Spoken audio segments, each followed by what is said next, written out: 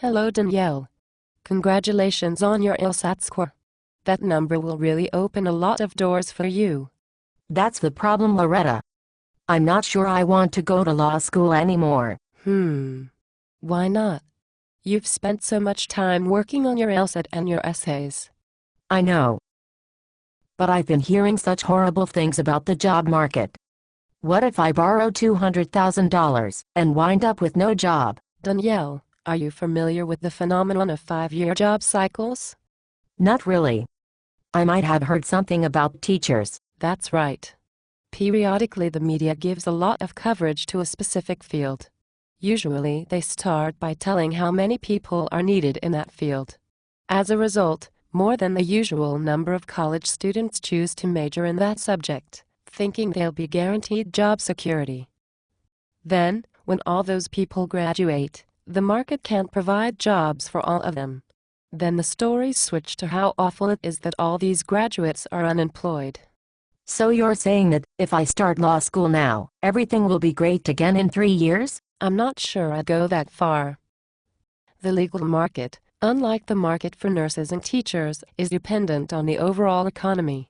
Many legal jobs are service jobs. Lawyers help people buy property, manage their estates, get treated fairly at work. So when the economy is weak, there are fewer ways for lawyers to help. The government is working to solve our economic woes, but globalization is a fact of life.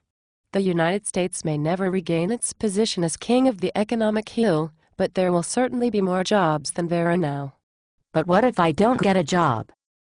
Why would you not get a job? You speak, dress and act like a professional. Your grades are good. You should win at any competition for a job. But the debt load is overwhelming. Danielle, you're assuming you will have to borrow every penny of your tuition and living expenses. There are 3 errors in that thought. First, you may be eligible for need-based financial aid. Second, you may get a scholarship based on either diversity or merit. Your GPA and LSAT are high enough that you could be offered half tuition or more. Also, some of the top summer jobs will pay you enough to cover your living expenses for a full year. Come on, Loretta.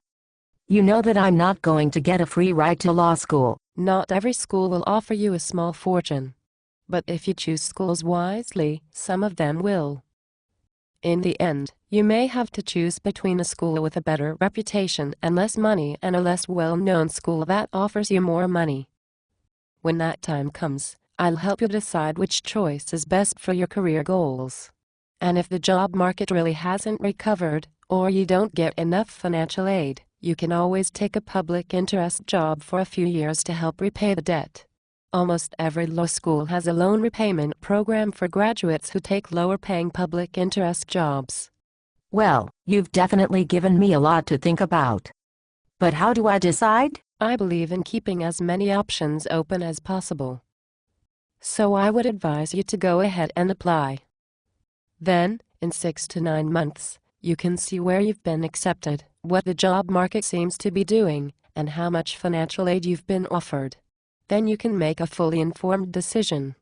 You really do think of everything, don't you? I think we should set up another appointment to discuss schools and financial aid. I agree. Let's look at your options before you turn your back on a wonderful opportunity. Thanks, Loretta. I'll come back next week with a list of schools.